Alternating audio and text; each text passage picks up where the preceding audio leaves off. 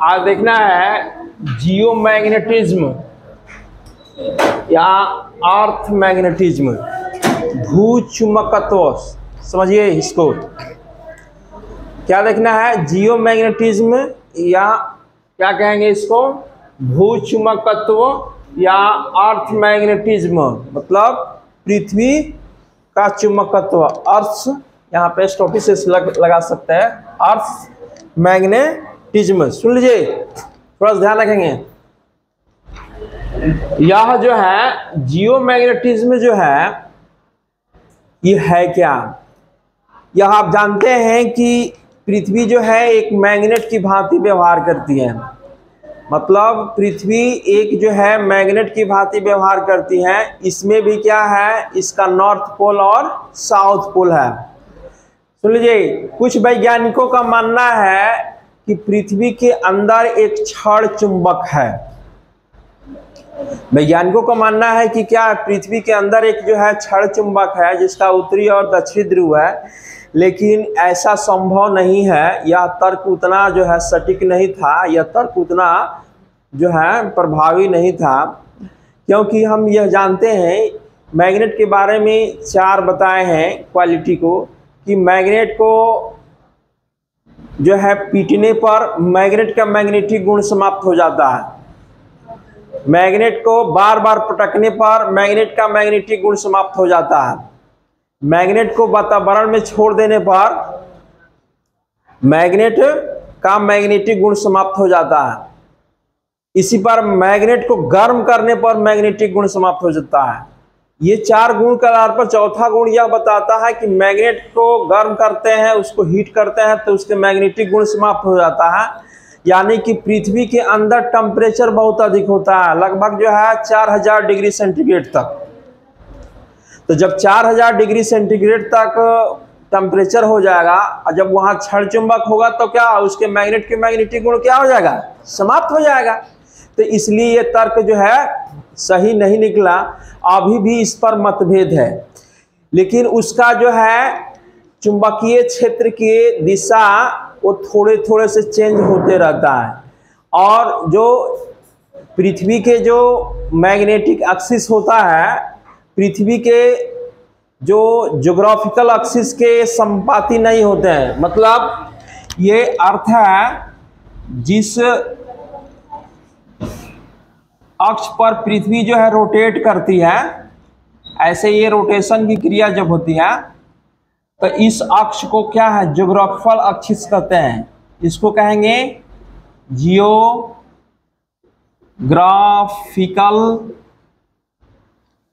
Axis. और यह जो है एक चुंबकीय अक्ष है। इसके और इसके बीच जो है 11.3 डिग्री का कोण बनता है। 11.3 डिग्री का कोण बनता है। ये आपका 11.3 डिग्री का कोण बनता है। ये जो है आपका NM है, यह जो है SM है। यह NM है और ये SM है, और यह जो है आपका NG है, यहाँ पर SG है। देखिएगा, इस अक्ष को हम कहते हैं मैग्नेटिक एक्सिस कहते हैं, माने चुंबकीय अक्ष कहते हैं। ये माने पृथ्वी के चुंबकीय अक्ष है, जो कल्पित है।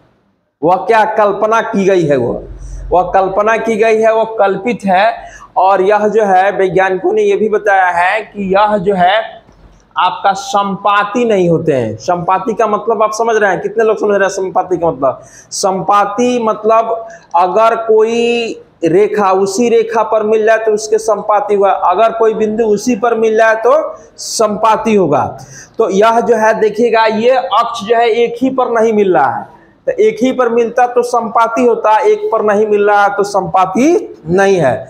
यानी कि यह संपाती नहीं, इसके बीच का एंगल जो है 11.3 डिग्री का होता है, यह NCERT की बुक के अनुसार। लेकिन अन्य बुकों में क्या 17 डिग्री भी दिया है।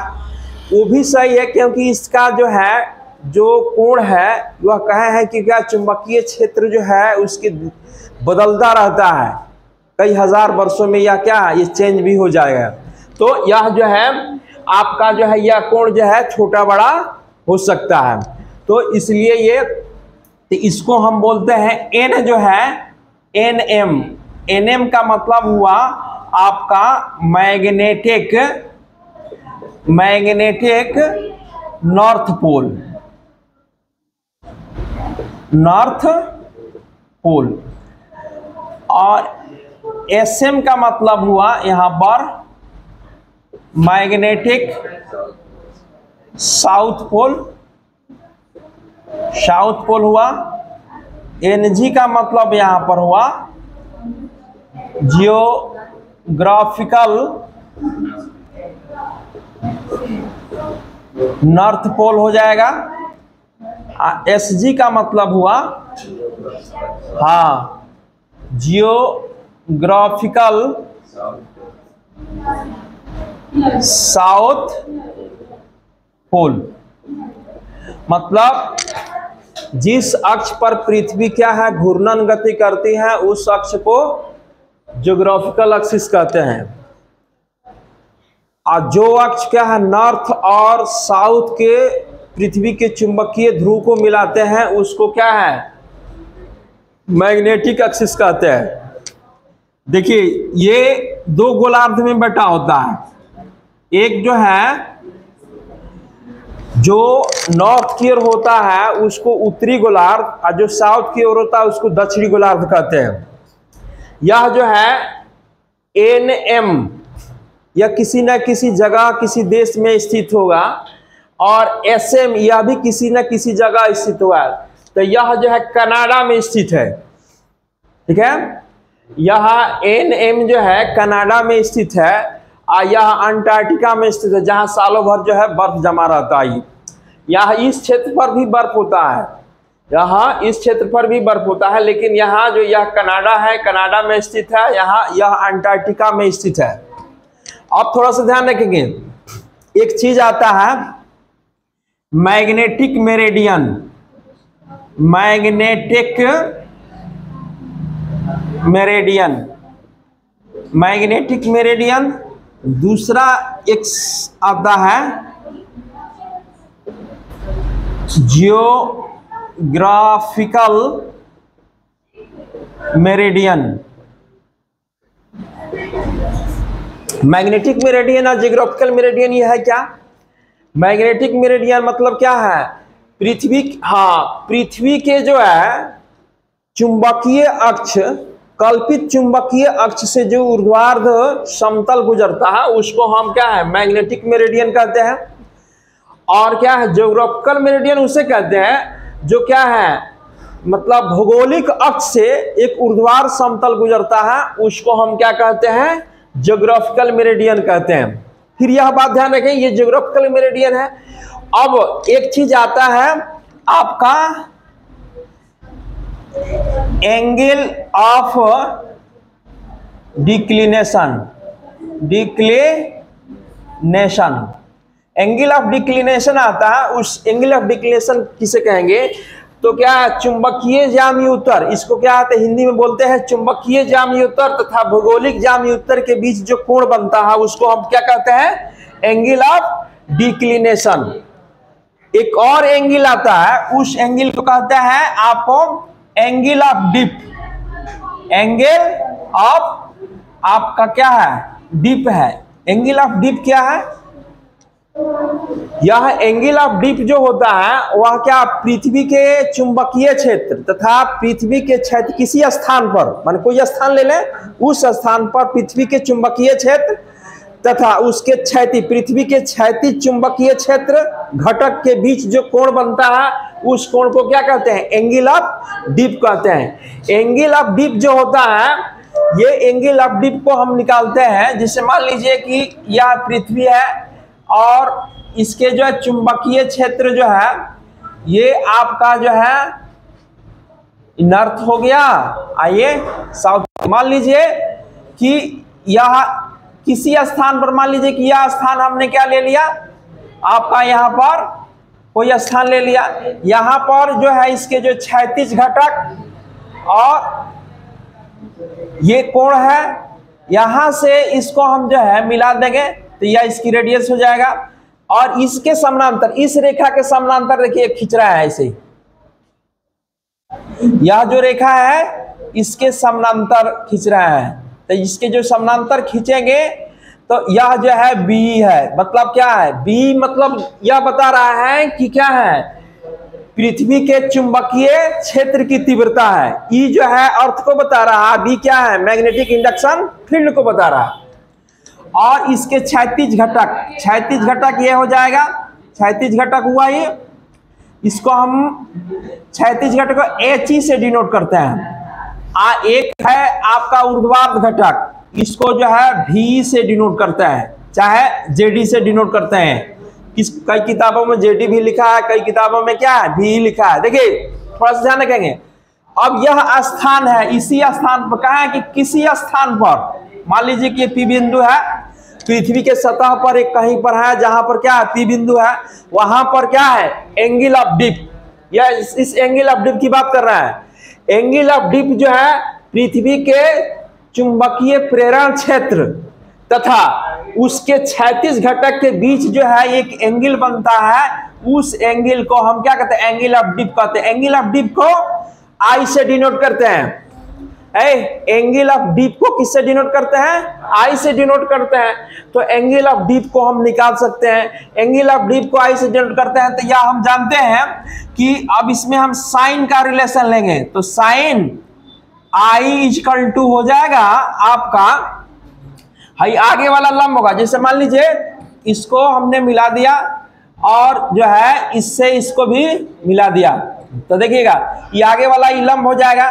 तो लंब क्या हो जाएगा आपका V, कर्ण क्या हो जाएगा इसमें B हो जाएगा। तो B हो जाएगा तो क्या है V इक्वल टू जो है B साइन I हो जाएगा। इसी प्रकार कॉस का हम रिलेशन लेंगे तो क्या हो जाएगा, कॉस का रिलेशन लेंगे तो यह लंब होगा तो यह आधार हो जाएगा। तो यह हो जाएगा आपका HE बटे B। तब जो है HE इक्वल टू हो जाएगा आपका B cos I हो जाएगा। ये हो गया समीकरण 1, ये हो गया समीकरण 2।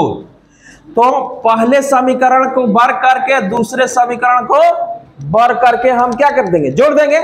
तो जोड़ेंगे तो V का स्क्वायर हो जाएगा और प्लस HE का स्क्वायर हो जाएगा, यहाँ पर B का स्क्वायर हो जाएगा, साइन स्क्वायर I हो जाएगा। अब तब क्या होगा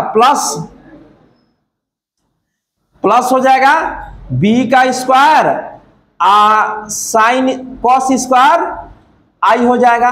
देखिएगा V का स्क्वायर प्लस HE का स्क्वायर B का स्क्वायर कॉमन आ जाएगा तो क्या बचेगा, sine square I plus cos square I बचेगा, उसका वैल्यू 1 हो जाएगा। तब यह हो जाएगा V और HE का स्क्वायर इक्वल टू क्या है B का स्क्वायर हो जाएगा। तब B इक्वल टू हो जाएगा अंडर रूट क्या है V का स्क्वायर प्लस HE का स्क्वायर। इससे क्या पृथ्वी के चुंबकीय क्षेत्र निकल जाएगा।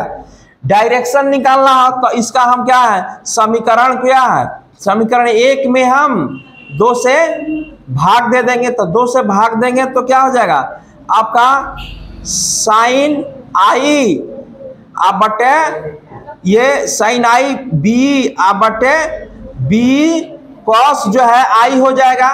तो इसका V बाई HE हो जाएगा। इससे इसको काट लेंगे तो क्या लिख सकता है, इसको लिख सकते हैं tan I equal to V बटे HE। देखिए कई बार पूछा गया है, ध्यान में रखेंगे, angle of dip, angle of dip जो है क्या है कई बार पूछा गया है। यहाँ पर एंगल ऑफ डिप जो है पूछा गया है कि उसका दिशा डायरेक्शन कैसे निकालेंगे। तो चाहे क्या एंगल ऑफ डिप कैसे निकालें, तो I इक्वल टू हो जाएगा tan inverse V by HE। यह भी पूछा एंगल ऑफ डिप क्या है, तो एंगल ऑफ डिप और उससे क्या है रिलेटेड जो है चुंबकीय क्षेत्र कैसे निकालेंगे, तो B equal to root under root जो है क्या है V का स्क्वायर प्लस HE का स्क्वायर। एक बार आप ध्यान रखिए, फिर एक बार समझ लीजिए। देखिए हम कहे हैं कि किसी स्थान पर एंगल ऑफ डिप क्या है, तो पृथ्वी के चुंबकीय क्षेत्र, चाहे पृथ्वी के चुंबकीय प्रेरण क्षेत्र तथा उसके क्षैतिज घटक के बीच बने कोण को एंगल ऑफ डिप कहते हैं। एंगल ऑफ डिप को आई से डिनोट किया जाता है, किसी किसी किताब में थीटा से भी डिनोट किया गया, उसमें कोई अंतर नहीं है। तो आई से हम डिनोट किए हैं यहाँ पर, तो आई से डिनोट किए हैं, तो एंगल ऑफ डिप को यहाँ दर्शाए हैं, ये अर्थ है। तो ये अर्थ है, ये जो है आपका क्या है, अर्थ है। तो ये आपका नॉर्थ पोल है, ये साउथ पोल है, क्योंकि हम ये जानते हैं कि चुंबकीय बल रेखाएं नॉर्थ से निकलकर साउथ पर, तो इसका दिशा ऐसे, जैसे इसका दिशा वैसे इसका दिशा है, ठीक है, ये अक्ष पर नहीं होगा, दिशा है। तो अब देखिए, अगर यह बी का मान है तो इसके समानांतर है, तो भी बी हो गया। अब यहां पर ये ऊर्ध्वाधर घटक है। देखिए पृथ्वी पर कहीं भी हम क्षैतिज रेखा जब खींचते हैं ना, पृथ्वी पर कहीं भी क्षैतिज रेखा खींचते हैं तो वह उसके समानांतर जब रेखा जो खींचते हैं तो वह क्षैतिज होता है, और उसके जब त्रिज्या में जब चलते हैं, मतलब यहां से उसके त्रिज्या उसके केंद्र पर चलते हैं, तो वह क्या होता है, वर्टिकल होता है। तो वर्टिकल को भी से और हॉरिजॉन्टल को एच से, तो यह वर्टिकल को भी से और हॉरिजॉन्टल को एच से डिनोट किया है। और ई जहां जहां आया है वो अर्थ को डिनोट कर रहा है, ई जहां जहां आया है वो अर्थ को डिनोट कर रहा है। तो इससे क्या है, इससे हम क्या करते हैं, यानी उसके क्षैतिज घटक यानी कि वर्टिकल कंपोनेंट और क्या हॉरिजॉन्टल कंपोनेंट यदि मिल जाता है तो कुल उसके पृथ्वी के चुंबकीय प्रेरण क्षेत्र हम प्राप्त कर सकते हैं। उसी प्रकार अब क्या एंगल ऑफ डिप निकालना है, तो अगर क्या भी और एच का मान अगर हमको मिल जाए, भी और एच का मान अगर हमको मिल जाता है तो हम आई निकाल सकते हैं। अगर मान लो कि भी का मान 1 हो और एच का मान √2 हो, चाहे एच का मान क्या है √2 हो चाहे √3 हो, तो 1/√3, तो tan में कितना का मान होता है,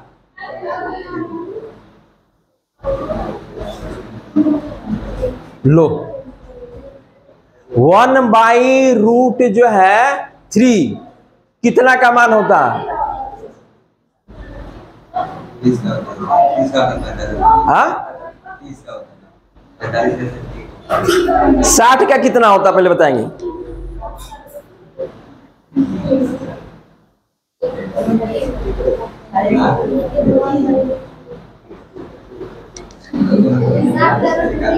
हाँ, और क्या है 1/√3, तो यानी कि क्या उसका 30 डिग्री हो जाएगा, यही ना जी, 30 डिग्री हो जाएगा। और क्या है, अगर दोनों का मान 1 आ जाए, आई का मान कितना होगा, माने भी का मान भी 1 हो जाए, भी का मान भी 1 और एच का मान भी 1 हो जाए, तो क्या हो जाएगा, tan i = क्या 1/1 हो जाएगा। तो क्या हो जाएगा 1 हो जाए, तो कितना में मान होता है tan का मान, tan 45 डिग्री। तब मतलब कट का आई का मान क्या 45 डिग्री हो जाएगा।